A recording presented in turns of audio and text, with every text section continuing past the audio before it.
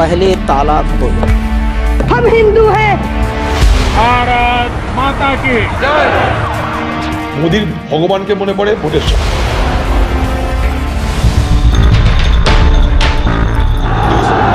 मक्का के उस मंदिर को भी लेना होगा। मुसलमान भारते থাকতে পারে যদি তার ধর্ম পাল্টায়। प्रदेश के अंदर कोई हत्या नहीं कर सकता। এই জায়গাতে আগামী দিনে অখণ্ড ভারতের একটা অংশ হতে পারে। जय श्री राम। मित्रों, मैं बचपन में रेल के डिब्बे में चाय बेचता था। চাওয়ালা থেকে পৃথিবীর বৃহত্তম গণতান্ত্রিক দেশের তিনবারের প্রধানমন্ত্রী Narendra Modi. Mister Donald Trump, Donald Trump, Donald Donald Donald Trump. Donald ট্রাম্পের নাম ভালোভাবে উচ্চারণ করতে না পারা চাওয়ালার ভারতের প্রধানমন্ত্রী হতে কোনো যোগ্যতা লাগেনি। শুধু ধর্মকে পুঁজি করেই তিনি তিনবার বাগিয়ে নিয়েছেন দিল্লির মসনদ। जय श्री राम, जय श्री राम, जय जय श्री राम, जय जय श्री राम। মোদীজির ফেসবুক পেজ থেকে যদি একটু ঘুরে আসেন তাহলে কিছুক্ষণের জন্য আপনাকে দ্বিধাদ্বন্দ্বে ভুগতে হবে। বুঝে উঠতে কঠিন হবে এটা কোনো রাজনীতিবিদের ফেসবুক পেজ নাকি ধর্মীয় গরুর অনলাইনে ধর্মযুদ্ধ চলছে। কখনো গরুর দুই ঠ্যাঙের চিপায়, কখনো হনুমানের চিপায় ঝোপ ঝাড় বন জঙ্গল এমনকি পানির নিচে গিয়েও চলছে ভক্তদেরকে বলদ বানাবার প্রতিযোগিতা। समुद्र के भीतर द्वारिका जी के दर्शन कर रहा था। সবশেষ লোকসভা নির্বাচনের শেষ ধাপের আগেও দুদিনের ধ্যানে বসেছিলেন নরেন্দ্র মোদী। ভারতের লোকসভা নির্বাচনের শেষ ধাপের ভোট গ্রহণের আগে ধ্যানে বসলেন প্রধানমন্ত্রী নরেন্দ্র মোদী। সব সময় ভোটের সময় দেখবেন ধ্যান করতে ইচ্ছা করে। মোদির ভগবানকে মনে পড়ে ভোটের সময়। যখন যেমন তখন তেমনের এই নীতিতেই চলছে মোদির রাজনীতি। ভোটের জন্য কোথাও নিজেকে মুসলিম বিরোধী, কোথাও মুসলমানদের পক্ষের লোক হিসাবে পরিচয় দিতেও কোনো সমস্যা হয় না তার। देश की संपत्ति पर पहला अधिकार मुसलमानों का। क्या आपकी मेहनत की कमाई का पैसा घुसपैठियों को दिया जाएगा?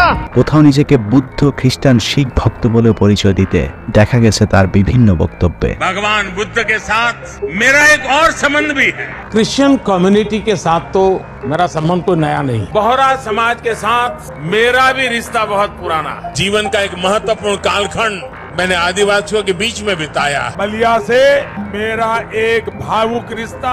একদিকে গোরক্ষার নামে ধর্মীয় উন্মাদনা তৈরির কাজটা চালিয়ে গেলেও তার দেশই পৃথিবীর এখন শীর্ষ গরুর মাংস রপ্তানির অন্যতম সফল দেশ। নারীদেরকে স্পর্শ না করার অভিনয় করলেও মাঝে মধ্যে হাত মেলানোর নেশাও আছে মোদিজির। আজ পাশা খেলবো রে জ্ঞান বিজ্ঞানে ভারত অনেক এগিয়েছে, কিন্তু বিশাল জনগোষ্ঠীর এই দেশটিতে এখনো বিরাট একটি সংখ্যা দারিদ্রতা, ধর্মান্ধতা, মূর্খতার অন্ধকারে নিমজ্জিত। সোশ্যাল মিডিয়াতে তাদেরকে বোকা বানিয়ে মোদি এক যুগ ধরে অপ্রতিরোধ্যভাবে ভারত শাসন করে যাচ্ছে। परिवार सब कुछ देश के लिए छोड़ा। बीजेपी के टिकट पर तो कुत्ता भी खड़ा हो जाए हम जिता। ये सच है, अगर कुत्ता भी आएगा उसको भी जिताएंगे। अंधविश्वास नहीं है, हम भक्त हैं। महंगाई मेरे हिसाब से कोई ज्यादा नहीं हुई। अब मैं 10 साल से बनियान नहीं पहन रही, देखो आप। और मोदी जी भारत के लिए भगवान का वरदान बन के भगवान नहीं, मनुष्य के रूप में नरेंद्र मोदी जी के रूप में अवतार लिया। मोदी जी के रूप में श्री रामचंद्र ने जन्म लिया है। मोदी जी है ना साक्षात भगवान महाकाल जी का अवतार है। वाह मोदी जी वाह। রাজনীতি, অর্থনীতি, ধর্ম কিংবা জাতিগত সম্প্রীতি, আঞ্চলিক প্রভাব থেকে বিশ্ব নেতৃত্বের মঞ্চেও নিকট অতীতের সবচেয়ে দুর্বলতম অবস্থানে রয়েছে বর্তমান ভারত। এই তো বছর তিনেক আগেও চীনা সেনাবাহিনীর কাছে 58,000 বর্গ কিলোমিটার জমি হারিয়েছে দেশটি। স্বাধীনতার পর এত বড় দখলের মুখে কখনোই পড়তে হয়নি দেশটিকে। China has taken away people's land in the area and this has triggered clearly a massive political slugfest. মোদির বিজেপি সরকার অবশ্য ভারতের ভূমি দখলের বিষয়টি প্রথমে স্বীকার করেনি, যদিও পরে তারা মাত্র 38,000 বর্গ কিলোমিটার জমি দখলের বিষয়টি স্বীকার করেছিল। चाइना लद्दाख में भारत की लगभग 38,000 स्क्वायर किलोमीटर भूमि का अनधिकृत या कब्जा किए हुए। ঘটনা যখন পুরো ভারতে ছড়াছড়ি হয়, নরেন্দ্র মোদী আবারও তখন সোশ্যাল মিডিয়াতে সরব হয়। হেলিকপ্টারে সোজা চলে গিয়েছিলেন লাদাখ সীমান্তে। সেখানে থাকা সীমান্ত রক্ষীদের উদ্দেশ্যে রক্ত গরম করা গোমাতা কি জয় ভাষণে একটু চাঙ্গা করে আসবার চেষ্টা করেছিলেন। भारत माता की जय। आप मां भारती की ढाल बन करके उसकी रक्षा करते हैं। কিন্তু এটা তো আর বলিউডের বিবেক অগ্নিয়াত্রীর সিনেমা নয়। মোদির সেই সফরের উপহার হিসেবে ঠিক পরের দিন চীনের সেনাবাহিনী আরও ভেতরে ঢুকে ভারতের জমিতে চীনের একটি বিশেষ গ্রাম উদ্বোধন করে যান। China has built a large village in a disputed area in India's northeastern state. এখানেই শেষ নয়, সম্প্রতি বছরগুলোতে মুদ্রাস্ফীতি, বেকারত্বের হার, উদ্ভাবনী সূচক, শিক্ষার মান, জীবনযাত্রার মান থেকে শুরু করে সর্বক্ষেত্রে পতন হয়েছে ভারতের বিভিন্ন সূচকগুলোর। এখনও দেশের বিস্তৃত একটি অংশের মানুষের খোলা আকাশের নিচে মলত্যাগ করতে হয়, তারপরেও তারা মোদিতেই খুশি। हमारे पास लैट्रिन घर में नहीं है, हमारे पास सीवर व्यवस्था नहीं है, अगर संत चलेगा तो सब हो जाता। মোদির আকাশচুম্বী জনপ্রিয়তায় কেউ কেউ তাকে ভগবান বলেও সম্বোধন করতে শুরু করেছে। हमारे माननीय प्रधानमंत्री जो खुद भगवान स्वरूप है, मोदी राम और अमित शाह कृष्ण, वो भगवान है हमारे, हम उनकी पूजा करते हैं। সব শেষ লোকসভা নির্বাচনে এরকমই জয় জয়কার ছিল মোদিময় ভারতীয় গণমাধ্যম, কিন্তু যেমনটা বলা হচ্ছিল ঠিক তেমন ফল পায়নি নরেন্দ্র মোদীর বিজেপি। আগেরবার একক সংখ্যাগরিষ্ঠতা পেলেও এবার শরিকদের নিয়ে গঠন করতে হয়েছে কোয়ালিশন সরকার। যদিও নির্বাচনের আগে 400 আসন পাবার স্বপ্ন নিয়ে নির্বাচনে ট্রেনে চড়েছিল নরেন্দ্র মোদীর বিজেপি। हमारे पास 400 सीट थी, 360 के करीब जीत करके आए। গেল 10 বছরে মোদীর সবচেয়ে বড় ট্রাম্প কার্ড ছিল ধর্মীয় বিভাজন। সেই কার্ডও এবার কাজে লাগেনি। ভারতের মানুষ বুঝতে শুরু করেছে ধর্ম ব্যবসার ফাঁদে পা দিয়ে মোদীকে বারবার ক্ষমতায় আনলেও সাধারণ মানুষ আসলে কিছুই পায়নি। जितना पैसा नरेंद्र मोदी जी ने इनको दिया है ना, उतना ही पैसा हम हिंदुस्तान के गरीब लोगों को देने जा रहे हैं। महालक्ष्मी योजना, पहली नौकरी पक्की योजना, इन योजनाओं के माध्यम से करोड़ों लाखपति बने। খোদ মোদীর সবচেয়ে বড় ধর্মীয় কার্ড বাবরি মসজিদের নির্ধারিত জায়গায় রাম মন্দির তৈরি করেও কাজ হয়নি। উল্টো অযোধ্যাতেও ভরাডুবি হয়েছে বিজেপির। উত্তরপ্রদেশ থেকে পশ্চিমবঙ্গ, এমনকি মোদীর নিজের আসনেও মাত্র 60,000 ভোটের ব্যবধানে জিতেছে প্রধানমন্ত্রী নরেন্দ্র মোদী, যা ভারতের কোনো প্রধানমন্ত্রীর দ্বিতীয় সর্বনিম্ন ব্যবধানে জয়ের রেকর্ড। সম্মানীয় আদরণীয় দিদি ও দিদি, মোদীর ধর্মীয় হাতিয়ার দিনকে দিন ভোতা হয়ে আসার কারণ হলো ভারতের মানুষ এখন বুঝতে শিখেছে ধর্ম আসলে মোদীর গদি টেকানোর কৌশল। ধর্মের দোহাই দিয়ে সাধারণ হিন্দুদেরকে গরুর মূত্র আর গোবরের হরেক রকমের লাড্ডু খাওয়ালেও মোদীকে কখনো গরুর মলমূত্র খেতে দেখা যায়নি। বিজেপির জনসভায় মুসলমানদের বিষোদ্গার করলেও প্রয়োজনে আল্লাহর গুণগান করতেও দেখা গেছে তাকে বিভিন্ন সময়। আল্লাহ ইজ রহমান এন্ড রহিম গোরক্ষার ঘোষণা দিয়ে গরুর মাংস রপ্তানি করা প্রতিষ্ঠান থেকে ডোনেশন নিতেও সমস্যা হয় না। যেখানে যেভাবে প্রয়োজন সেখানে সেভাবে অভিনয় করে যাচ্ছেন মোদী, অমিত শাহেরা। তবে একটি জায়গায় ব্রাহ্মবাদী মোদীরা সবখানে এক, তা হলো ব্রাহ্মণ আর অব্রাহ্মণ নমশূদ্রদের বেলায়। নমশূদ্র, কাওড়া, বাগদি, পোল, রাজবংশী, এরকম অসংখ্য 6,700 ভারতে হিন্দুদের মধ্যে অবস্থাটা এরকম কারা করেছে? উচ্চ বর্ণ হিন্দুরা। বর্ণীয় কষাঘাতে পিষ্ট নিম্ন বর্ণের হিন্দুরা উচ্চ বর্ণের হিন্দুদের কাছে হাজার বছর ধরে ভারতে নির্যাতিত। মুসলমান, খ্রিস্টান, শিখ কিংবা জৈন সবার সাথে বসানো যাবে, কিন্তু বর্ণবাদী নরেন্দ্র মোদীকে যদি বলা হয় নিম্ন বর্ণের কোনো হিন্দুর সাথে এক ঘরে বসে পুজো দিতে কিংবা একই থালে খাবার খেতে, সেটা একদমই অসম্ভব। 6,700 জাত আছে, তার একটার সাথে আরেকটার বিয়ে হয় না, আত্মীয়তা হয় না, এক জায়গায় বসে খাওয়া দাওয়া হয় না। ওই যে দুর্গা পুজো থাকে না, সার্বজনীন দুর্গা পুজো, তাদের নমশূদ্ররা যদি কিছু প্রসাদ নিয়ে যায় সেটাও নিচে রাখতে হয়, সেটা ওই বেদিতে না হবে না। যে কারণে এবার বিজেপি আরএসএস এর অখণ্ড ভারতের স্বপ্ন দ্বিখণ্ডিত করে নিম্ন বর্ণের হিন্দুরা বিজেপির হেভিওয়েট প্রার্থীদের বদলে মুসলমান প্রার্থীদেরকে ভোট দিয়েছেন। আরএসএস চেয়েছিল মুসলমানদের ধ্বংস করার জন্য। একদিকে জম্মু কাশ্মীর, অন্যদিকে খালিস্তান, চিকেন নেক থেকে লাদাখ সবখানে খণ্ড হবার উপক্রম হওয়া ভারতের কিছু গোমূত্রখোর বিজেপি নেতা এখনো স্বপ্ন দেখছে অখণ্ড ভারতের, যে ভারতে হিন্দু ছাড়া আর কেউ থাকতে পারবে না। মুসলমানরা ভারতে থাকতে পারে যদি তার ধর্ম পাল্টায়। উচ্চবর্ণের হিন্দুদের পরিকল্পনা অনুযায়ী আফগানিস্তান থেকে বাংলাদেশ পুরোটাই হবে এক অভিন্ন ভারত। কেউ কেউ আবার মক্কা পর্যন্ত ভারতের সাথে যুক্ত করবার স্বপ্ন দেখছেন গোবরের জুস খেতে খেতে। हिंदू राष्ट्र बहुत बड़ा स्वप्न है, वीर सावरकर का स्वप्न है, शिवाजी का स्वप्न है। केवल अफगानिस्तान तक नहीं, हमें मक्का के उस मंदिर को भी लेना होगा। তারপরেও কিছুক্ষণের জন্য যদি তাদের সেই স্বপ্ন বাস্তবায়ন হয়েছে ধরেও নেই, তারপর কি? এই প্রশ্নেই বিভক্ত হয়েছে ভারতের হিন্দুরা। সবাই যদি হিন্দু হয়ে যায় তাহলে কি সবাই সমান অধিকার পাবে?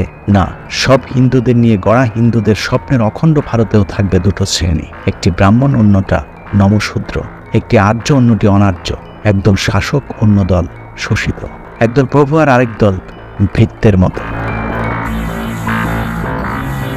কেমন প্রভু সেটাও একটু বিশ্লেষণের দাবি রাখে, কারণ আমরা যাকে প্রভু বলে ডাকি সেই প্রভু আর এই প্রভুর মাঝে রয়েছে আকাশ পাতাল পার্থক্য। ব্রাহ্মণ নামের প্রভুরা হবেন সমাজের উঁচু শ্রেণী, শুধুমাত্র তাদের থাকবে বিদ্যা অর্জনের স্বাধীনতা।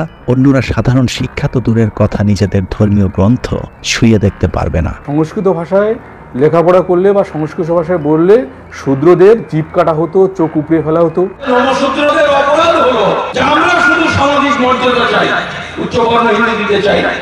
এই বৈশ্য দাবি কেন করলো? তার জন্য উচ্চবর্ণ হিন্দুরা একটা পর্যায়কাল জুড়ে তারা গোয়ালাদের কাছ থেকে দুধ খেতে চাইতো না। একমাত্র ব্রাহ্মণদেরই থাকবে ভগবানের প্রার্থনা করবার অধিকার, কারণ ভগবান ও ব্রাহ্মণ ছাড়া অন্য কারো উপাসনা গ্রহণ করেন না। নমশূদ্ররা পৃথিবীতে এসেছেন শুধুমাত্র ব্রাহ্মণদের সেবা করবার জন্য। সারাদিন কাজ করবে, কিন্তু তাদের সম্পদ অর্জনের কোনো অধিকার থাকবে না। শূদ্ররা যদি কখনো কোনো কারণে কোনো ধন সঞ্চয় করে থাকেন, তবে সে ধন ব্রাহ্মণরা যে কোনো সময় তার কাছ থেকে কেড়ে নিতে পারেন। এখানেই শেষ নয়, নমশূদ্রদের কেউ কোনো নারীকে বিয়ে করতে চাইলে ওই নারীকে প্রথমে ব্রাহ্মণের কাছে রেখে আসতে হবে। ব্রাহ্মণের কাছে পবিত্র হবার পর ব্রাহ্মণ যদি খুশি হন তাহলে তাকে রেখেও দিতে পারবেন, আবার চাইলে নমশূদ্রের কাছে ফেরত দিতে পারবেন। বেদের মুনি ঋষিরা কন্যাকে পর্যন্ত বিয়ে করতেন। বশিষ্ঠ বিয়ে করেন নিজের কন্যা শত্রুপাকে, জন্মুমুনি বিয়ে করেন কন্যা জাহ্নবীকে, স্বয়ং দেবরাজ ইন্দ্র বিয়ে করেন কন্যা উষাকে। এতক্ষণ যা শুনলেন তা শুনে নিশ্চয়ই আপনাদের আজগুবি গল্পের মতো মনে হচ্ছে, অথবা মনে করতে পারেন আমার পছন্দের কিছু হিন্দু ধর্মের মানুষের বক্তব্য হয়তো বেছে বেছে প্রচার করছে। কিন্তু না, এটা বানানো গল্প নয়, এটাই হিন্দুদের প্রধান ধর্মীয় গ্রন্থ মনুসংহিতা, মনুস্মৃতি বা ভগবান মনুর বাণী। হিন্দু ধর্মকে ছোট করবার জন্য নয়, বরং হিন্দুদের ধর্মীয় গ্রন্থ অনুযায়ী তাদের ধর্মীয় গুরুদের বিশ্লেষণ শুনলেই বুঝতে পারবেন যদি হিন্দুত্ববাদকে প্রতিহত করা না যায় তাহলে কতটা ভয়ঙ্কর অবস্থা অপেক্ষা করছে আমাদের সামনে। রামায়ণ মহাভারতের সীতা দ্রৌপদী এরা অজনী সন্তান। অজনী মানে কোনো জনিভেদ করে বেরোয়নি। বিজ্ঞান কি বলে, সায়েন্স কি বলে, অজনী সন্তান হতে পারে? মনুসংহিতা নিয়ে আমার বিশদ জ্ঞান নেই, তবে সম্প্রতি চরমপন্থী মোদির মনুসংহিতার আলোকে মনু সংবিধান প্রণয়নের ঘোষণা দেওয়ার পর যতটুকু জ্ঞানার্জনের সুযোগ পেয়েছে তার কিঞ্চিত শুনলে আপনারা নিজেদেরকে আবিষ্কার করবেন বর্বর মধ্যযুগীয় এক নির্যাতিত জনপদের বাসিন্দা হিসেবে। এই যে আর্য ধর্মটাকেই পরবর্তীকালে হিন্দু নাম দেওয়া হয়েছে এই শূদ্রদের দাস বানানোর জন্য। মনুসংহিতা বা মনুস্মৃতি নাম শুনে বুঝতে পারছেন এটা মনু নামে একজন মানুষের সংহিতা বা স্মৃতি থেকে সংকলন করা হয়েছে।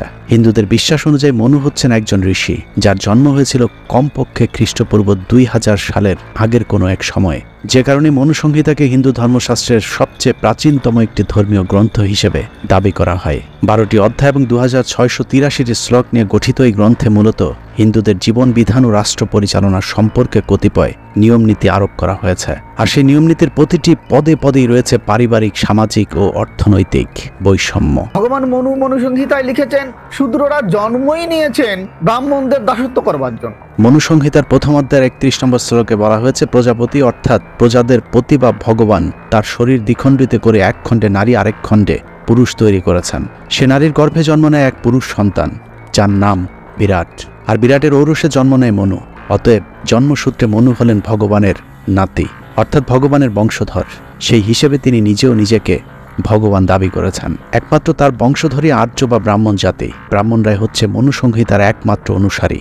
মূলত মনুর বাণী সংবলিত গ্রন্থকেই মনুসংহিতা বলা হয়। ভগবান মনু রচনা করেছেন মনুসংহিতা। একই গ্রন্থের 33 নম্বর শ্লোকে প্রজাপতির মুখ থেকে ব্রাহ্মণ, বাহু থেকে ক্ষত্রিয়, উরু থেকে বৈশ্য আর পা থেকে নিম্ন শ্রেণী বা নমশূদ্রের জন্মের কথা বলা হয়েছে। এরা বলল পিতামহ ব্রহ্মা মুখ থেকে ব্রাহ্মণের জন্ম হয়েছে, সে বেটা ছেলে, তারপরেও তার বাচ্চা হচ্ছে, তার মানে সে উপরেরটা বেটা ছেলে, ভেতর থেকে মেয়ে ছেলে। শুধু মনুসংহিতা নয়, হিন্দু ধর্মের প্রায় সবকটি প্রধান ধর্মগ্রন্থ অনুযায়ী এই 4টি শ্রেণীর কথা বলা হয়েছে। গীতার ছত্রে ছত্রে রয়েছে ব্রাহ্মণের আধিপত্য, আর সমাজ 3টে বর্ণই হচ্ছে সেখানে ছোট, ক্ষত্রিয় ছোট, বৈশ্য ছোট, শূদ্র ছোট। ঋগ্বেদের 10ম মণ্ডলের 90 সূক্তে মোট 16টি মন্ত্র রয়েছে। 1 নম্বর মন্ত্রে বলা হয়েছে পুরুষের সহস্র মস্তক, সহস্র চক্ষু, সহস্র চরণ। তিনি পৃথিবীকে সর্বত্র ব্যাপ্ত করে 10 অঙ্গুলি পরিমাণ অতিরিক্ত হয়ে অবস্থিত থাকেন। 12 নম্বর মন্ত্রে বলা হয়েছে এর মুখ হলো ব্রাহ্মণ, দুবাহু রাজন্য হলো অর্থাৎ দুবাহু ক্ষত্রিয় হলো, যা উরু ছিল তা বৈশ্য হলো অর্থাৎ উরু থেকেই বৈশ্যের জন্ম নিল, এবং দুচরণ থেকে শূদ্র হলো অর্থাৎ পা থেকে শূদ্রের জন্ম হয়েছে। অথর্ববেদের সপ্তম সূক্তের 1 নম্বর মন্ত্রে বলা হয়েছে, জগাত্মক পুরুষের ব্রাহ্মণ মুখরূপ অর্থাৎ ব্রাহ্মণ জাতি বিশিষ্ট পুরুষ এর মুখ থেকে উৎপন্ন হয়েছে। এরূপ ক্ষত্রিয় জাতি বিশিষ্ট পুরুষ এ যজ্ঞ পুরুষের বাহুদয়, বৈশ্য জাতীয় যজ্ঞ পুরুষের মধ্যভাগ অর্থাৎ বিস্তৃত উরুদয় এবং পদযুগল থেকে শূদ্র জাতি উৎপন্ন হয়েছে। যজুর্বেদের 31 অধ্যায়ের 11 নম্বর মন্ত্রে বলা হয়েছে, ব্রাহ্মণ এ প্রজাপতির মুখ থেকে উৎপন্ন হয়েছিল। ক্ষত্রিয়ের বাহুদয় থেকে উরুদয় থেকে বৈশ্য এবং পাদদয় থেকে শূদ্রের উৎপত্তি হয়েছিল।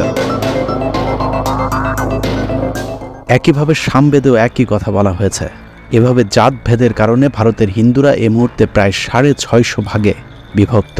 এরই মধ্যে শিখ কিংবা মতুয়াদের মতো স্বতন্ত্র কিছু ধর্মীয় জনগোষ্ঠীও তৈরি হয়েছে, যারা নিজেদেরকে হিন্দু বলে পরিচয় দিতেও নারাজ। বৌদ্ধ ধর্ম, খ্রিস্টান ধর্ম, মুসলমান ধর্মের মতো একটা স্বতন্ত্র ধর্ম মতুয়া ধর্ম। পুরোহিততন্ত্রের যে অপকৌশল এবং যে ব্যবসা, সেইটা আমাদের ধর্মের মধ্যে নাই। মানুষের কোনো ভেদাভেদ নাই। ওই যাগযজ্ঞ পূজা পার্বণ বাদ দাও, মানুষের ভক্তি করো, মানুষের পূজা করো, মা বাবাকে ভক্তি করো। এর জন্য অবশ্য তাদেরকে মূল্য দিতে হয়েছে। মাঝে মধ্যে ভিন্ন মতাবলম্বীদের উপর আক্রমণ চালাচ্ছে হিন্দু মহাসভা, বিজেপি, RSS এর মতো কট্টর হিন্দুত্ববাদী সন্ত্রাসী গোষ্ঠীগুলো। দলপতিকে নামিয়ে নিয়ে তার জামা কাপড় ছিঁড়ে, ফোন নিয়ে, টাকা পয়সা সব নিয়ে নিয়েছে। এই যে মতুয়াদের উপর অত্যাচার, সেই অত্যাচারের জন্য আমাদের অবরোধ, যাতে এই ধরনের অত্যাচার নেক্সট টাইমে না হয়। হিন্দুদের এই ব্রাহ্মণ্যবাদ যে মোদির হাত ধরে প্রথম ভারতবর্ষে এসেছে তা নয়। ভারত উপমহাদেশকে হিন্দুত্ববাদের ছায়ায় আনবার এই স্বপ্ন অনেক পুরাতন। হিন্দুদের প্রাচীন ধর্মীয় গ্রন্থ মনুসংহিতার দোহাই দিয়ে ভারত উপমহাদেশে প্রায় 4500 বছর ধরে নমশূদ্রদের উপর চলেছে অবর্ণনীয় নির্যাতন।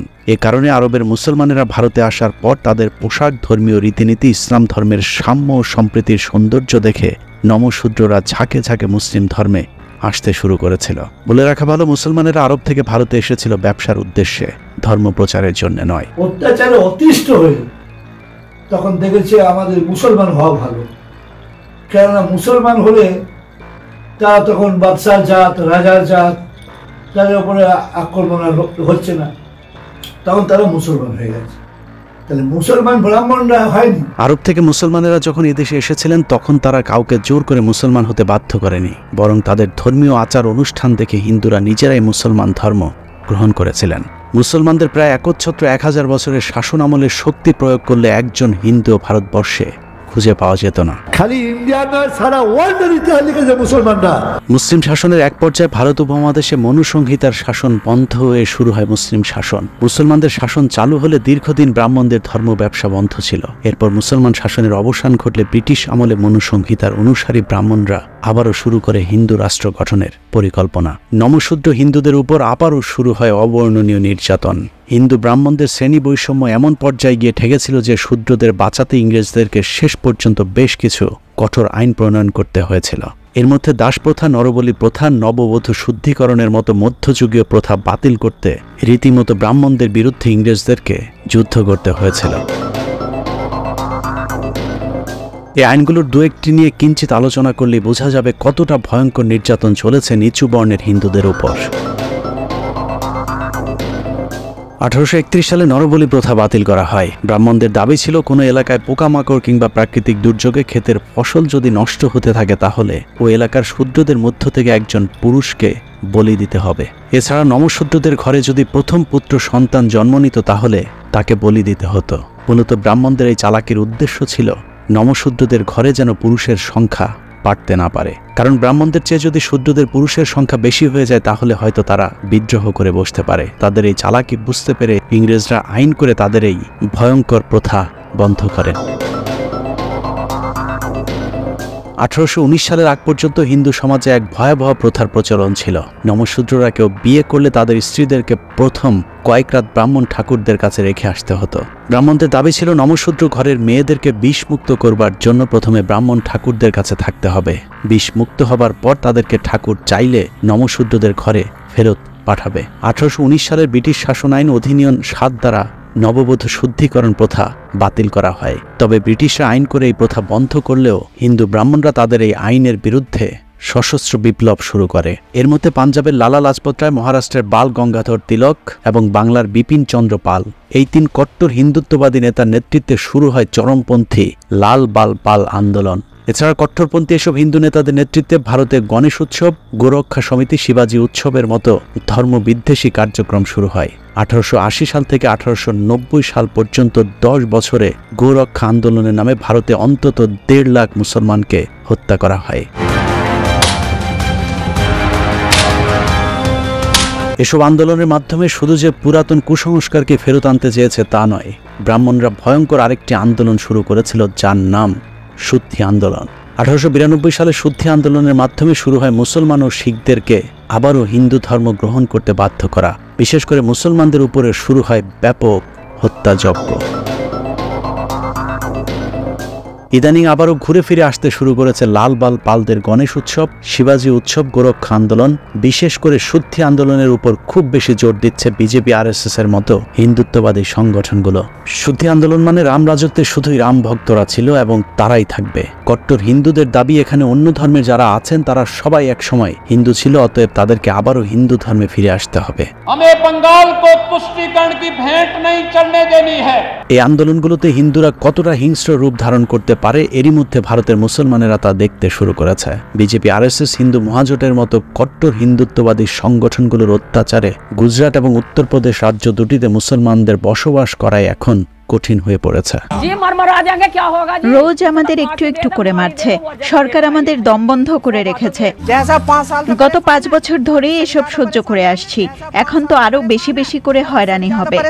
আমাদের উপর মারধর চলছে, বাচ্চারা স্কুলে যেতে পারছে না, রুটি রুজি নেই। বছর 5 আগেও কিন্তু মুসলিমদের জীবন শান্তিতেই চলছিল, বিয়ে শাদিও ঠিক মতোই হচ্ছিল, কিন্তু এখন সব বদলে গেছে। হিন্দু আর মুসলিমের মধ্যেকার মহব্বত একেবারে তলানিতে গিয়ে ঠেকেছে। গোহত্যা বন্ধের নামে মুসলমানদের উপর চলা নির্যাতন সহ্যের সীমা পার করেছে অনেক আগেই, যে কারণে ভারতের অনেক হিন্দুরা মুসলমান হত্যার ঘোর বিরোধিতা শুরু করেছে। ভারতের অর্ধেক মানুষও তাদের ধর্ম মানে না। বিশেষ করে শিক্ষিত জনগোষ্ঠীর প্রায় 100% মানুষ ধর্মীয় বিশ্বাস থেকে বেরিয়ে এসেছে। आप गाय को माता मानते हैं? बताइए, सोचिए कोई जानवर किसी इंसान की माता हो सकती है? जरा दिमाग है आपको कि गोबर भरा हुआ है? এসবের পরেও বিশাল ভৌগোলিক এক জনগোষ্ঠীর বিরাট অংশকে মুসলমানদের উপর খেপিয়ে তোলার চেষ্টা করছে বিজেপি, আরএসএস এর ধর্মান্ধ রাজনীতিবিদেরা। प्रधानमंत्री मोदी जी के द्वारा कार्य किया जा रहा है और साथ साथ गौ हत्या को रोकने के लिए भी बड़ा कार्यक्रम हम लोग प्रारंभ करने जा रहे हैं। उत्तर प्रदेश के अंदर कोई गौ हत्या नहीं कर सकता। যোগী মোদীদের ভারত এখন ধর্মান্ধদের পূর্ণভূমি। এদের ধর্ম ব্যবসার কারণে ভারতের নতুন করে মাথা চারা দিয়ে উঠেছে গোমাতার সন্তানেরা। করোনায় কাঁপছে দেশ, আর এই পরিস্থিতিতে আজব দাওয়াই হিন্দু মহাসভা। হিন্দু মহাসভার দাবি গোমূত্র খেলে ঠেকানো যাবে করোনা, আর তাই দিল্লিতে হিন্দু মহাসভা আয়োজন করেছিল গোমূত্র পার্টি। কর্ণাটক বিধানসভায় পাশ হয়েছে বিতর্কিত গরু জবাই বিরোধী প্রস্তাব। গবাদি পশু জবাই রোধ ও সুরক্ষা প্রস্তাব 2020-এ কর্ণাটক রাজ্যে গরু জবাই সম্পূর্ণভাবে নিষিদ্ধ করা হয়েছে। ভারতের সেই গোমাতার সন্তানেরা এখন বাংলাদেশকেও সংক্রামিত করতে শুরু করেছে। বাংলাদেশে এরই মধ্যে বিভিন্ন সরকারি অফিস, আদালত সহ বিভিন্ন গুরুত্বপূর্ণ জায়গায় ক্যান্টিনগুলোতে গরুর মাংস রান্না বন্ধ করা হয়েছে। এমনকি গেল বছর পিলখানা সহ বিভিন্ন সরকারি গুরুত্বপূর্ণ এলাকায় কুরবানির পশু জবাই করতে দেওয়া হয়নি। তারা এই পবিত্র ভূমিটাকে নষ্ট করার জন্য এবং এই পবিত্র ভূমি দখল করার জন্য তারা নানাভাবে চেষ্টা করছে। তারা এখানে আল্লাহু আকবার ধ্বনি দিচ্ছে, তারপরে এখান থেকে তারা সেই বারবিকিউ পার্টি করছে, এখানে বনভোজন তৈরি করছে, যেটা হচ্ছে ধর্মীয় নিষিদ্ধ যে সমস্ত মাংস সেগুলো এখানে আহার করছে। এত আলোচনার পর প্রশ্ন উঠতে পারে, ভারতের হিন্দুরা কি চায় সেটা একান্ত তাদের দেশের ব্যাপার, আমাদের তাতে সমস্যা কোথায়? ভারতের কোনো মানুষ যদি গোবরের বিস্কুট, সন্দেশ কিংবা গোবর দিয়ে পেঁয়াজু বানিয়ে খায়, আমাদের কোনো সমস্যা নেই। আমাদের সমস্যা হলো অখণ্ড ভারতের স্বপ্ন দেখা ভারতীয় গোমূত্র বাহিনীর সমর্থকেরা বাংলাদেশে বসেও অখণ্ড ভারতের স্বপ্ন দেখছে। বাংলা ভূমি, এই বাংলা একটা পবিত্র ভূমি, তো সেই জায়গাটুকু আমরা ছেড়ে যেতে চাই না। এই জায়গা যেন আগামী দিনে অখণ্ড ভারতের একটি অংশ হতে পারে, সেই জন্য আমাদের প্রার্থনা, এবং সেই প্রার্থনাটা পূরণ করতে পারে বিজেপি গভর্নমেন্ট। মজার বিষয় হলো মোনাজাতে নেতৃত্ব দেওয়া গোবিন্দ প্রামাণিক নিজেও একজন নিম্নবর্ণের হিন্দু। এখন প্রশ্ন হলো, গোবিন্দ প্রামাণিক যে অখণ্ড ভারতের স্বপ্ন দেখছেন, সেই অখণ্ড ভারতে গোবিন্দ প্রামাণিক নরেন্দ্র মোদীর বাসায় যে ঠাকুর ঘরটি আছে, সেই ঠাকুর ঘরে গিয়ে কি পুজো দিতে পারবেন? গোবিন্দের দেয়া প্রসাদকে একজন ব্রাহ্মণের বাড়ির ঠাকুরের সামনে রাখা যাবে? উত্তরটি যদি না হয় তাহলে কিসের অখণ্ড ভারত? বরং অপেক্ষা করুন খণ্ড খণ্ড ভাগে বিভক্ত ভারতের এক ভয়ঙ্কর মানচিত্র দেখবার। জেলখানার 4 দেয়ালে বন্দী থেকেও এবারে নির্বাচনে জয়ী হয়েছেন ভারতের পাঞ্জাব রাজ্যের স্বঘোষিত খালিস্তানি নেতা অমৃতপাল সিং। खालिस्तान एक ऐसा शब्द जो भारत में एक सेकंड पार्टीशन करवा सकता है। पीसफुल तरीके से हम एडवोकेट करेंगे कि हमारा एक अलग से मुल्क हो और हम आज़ादी चाहते हैं पीसफुल तरीके से। বাংলাদেশে বসেও যারা অখণ্ড ভারতের স্বপ্ন দেখছেন তাদেরকে বলবো সাম্প্রদায়িক সম্প্রীতি বজায় রাখুন। হিন্দু মুসলিম খ্রিস্টান সকলে মিলেই এই দেশ স্বাধীন করেছিল, অতএব এই দেশটি সবার। আমরা চাই বাংলাদেশে হিন্দু মুসলমান খ্রিস্টান সকল ধর্মের মানুষ সমান অধিকার নিয়ে বসবাস করবেন। আল্লাহ হাফেজ।